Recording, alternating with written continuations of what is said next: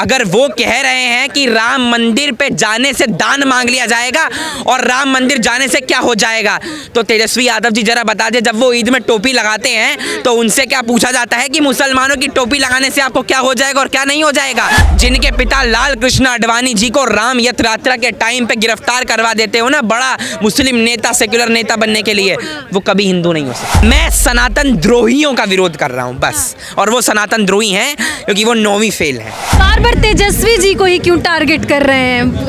आपको उनसे कुछ गुस्सा है, कुछ नाराजगी है? मनीष कश्यप जी का जो विषय हुआ, एक गौरवान्वित हिंदू को उन्होंने बेवजह के आरोप में गिरफ्तार किया ताकि उन्हें कुछ खास संप्रदाय का वोट मिल जाए, तो मुझे गुस्सा तो रहेगा। कि राम मंदिर प्राण प्रतिष्ठा को लेकर लगातार पूरे देश में माहौल राममय हो चुका है, लगातार उत्सव मनाया जा रहा है और लोगों के अंदर खुशी है कि राम मंदिर की प्राण प्रतिष्ठा की जो तारीख है वो नजदीक आ रहे हैं।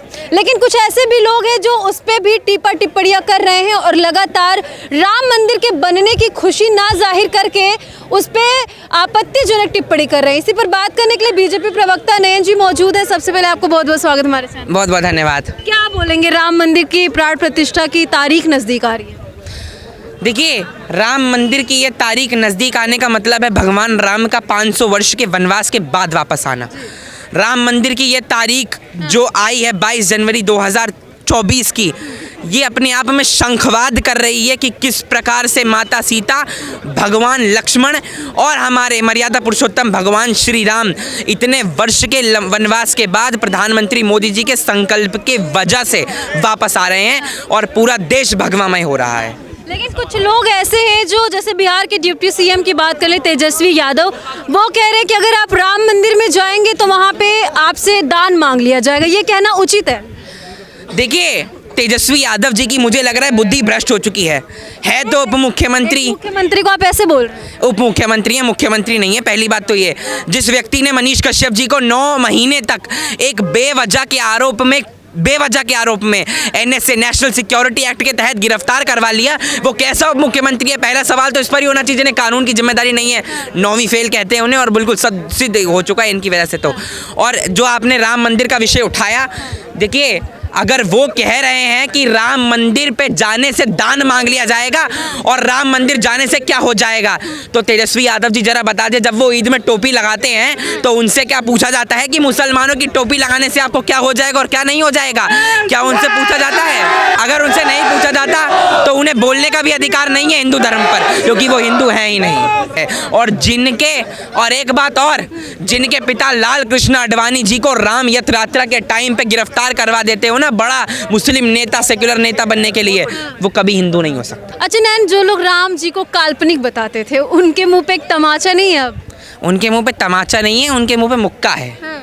और तमाचा तो हल्का होता है, मुक्का थोड़ा तेज होता है।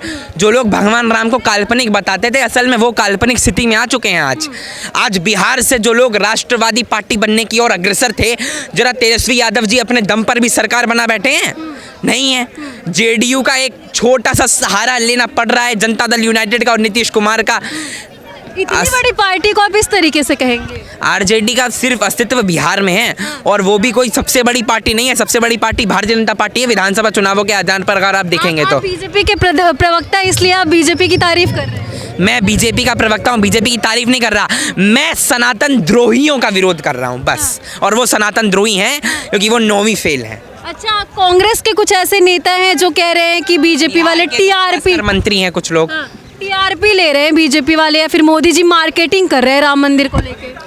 अगर मोदी जी राम मंदिर को लेकर मार्केटिंग कर रहे हैं तो एक सवाल उत्पन्न होता है, मोदी जी तो देश के प्रधानमंत्री हैं, उनकी अपनी आस्था है, वो हिंदू हैं। अगर आप टोपी लगा सकते हैं, जालीदार टोपी, तो वो टोपी नहीं लगा सकते, माफ़ कीजिए। वो अपने आप को गौरवान्वित हिंदू कहलाते हैं, और इसीलिए उनको गौरव है कि वो हिंदू हैं, इसीलिए उनको गौरव है कि वो हिंदू धर्म से ताल्लुक़ रखते हैं। हर कोई आपकी तरह जालीदार टोपी लगाने में इंटरेस्टेड नहीं होता। कुछ लोग हैं जो राम मंदिर का लेके लगातार विरोध कर रहे थे, लेकिन अब निमंत्रण नहीं आ रहा है, इस बात का दुख उनको लग रहा है कि हमारे पास निमंत्रण नहीं आया तो हम कैसे जाएं, या फिर हमारे पास निमंत्रण पत्र क्यों नहीं आया?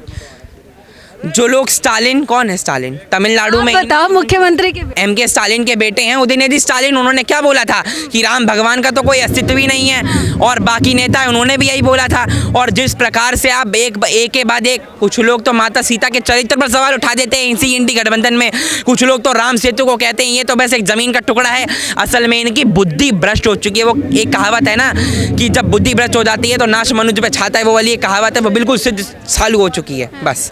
और ये जो लोग जो सनातन द्रोही हैं, ये जाके अब मस्जिद में सिर्फ नमाज ही पढ़ें, इनका मंदिर में घंटे बजाने से अब कोई फर्क नहीं पड़ता। नहीं तो फिर निमंत्रण नहीं आया तो इस बात का दुख क्यों इन लोग को लग रहा है? जब आपने भगवान राम के उन्हीं पर अस्मिता पर सवाल उठाया था तो आपको कैसे निमंत्रण मिल जाएगा भैया? आप ये कहते थे कि हॉस्पिटल बना देंगे, तेजस्वी यादव जी का हॉस्पिटल वाला बयान भी देखा है मैंने, आपने भी शायद सुना होगा। तो फिर कैसे इन्हें मिल सकता आप है? बार बार तेजस्वी जी को ही क्यों टारगेट कर रहे हैं? आपको उनसे कुछ गुस्सा है, कुछ नाराजगी है? मनीष कश्यप जी का जो विषय हुआ, एक गौरवान्वित हिंदू को उन्होंने बेवजह के आरोप में गिरफ्तार किया ताकि उन्हें कुछ खास संप्रदाय का वोट मिल जाए, तो मुझे गुस्सा तो रहेगा। राम मंदिर को लेकर पर्सनली आप कितने खुश हैं? राम मंदिर को लेकर पर्सनली मैं बहुत खुश हूँ। 22 तारीख को तो नहीं, लेकिन फरवरी में 1 तारीख के आसपास मैं जाऊँगा राम मंदिर, और हमारा प्लान बना है, और भगवान राम के हम दिव्य दर्शन करेंगे। और दिल्ली में क्या कुछ माहौल है अभी राम मंदिर की प्राण प्रतिष्ठा को लेकर? दिल्ली को बजरंग दल जो है, विश्व हिंदू परिषद, वो घर घर जाकर अक्षत जो अयोध्या से आए हैं, अयोध्या जन्मभूमि से, वो पहुंचा रहा है, और हर जगह अक्षत वो स्थापित कर रहे हैं ताकि पूरा देश भगवामय हो सके। तो आपने देखा किस तरीके से राम मंदिर को लेकर नयन ने साफ तौर पे यही कहा है कि पूरा देश ही नहीं बल्कि दिल्ली भी राममय हो चुका है, और लगातार लोगों के अंदर खुशी उतनी ही है जितनी की होनी चाहिए। हालांकि आप क्या कुछ कहेंगे कमेंट सेक्शन में जाके हमें ज़रूर बताइएगा। आगे आपको ऐसी जानकारी देते रहेंगे। जय हिंद, जय श्री राम।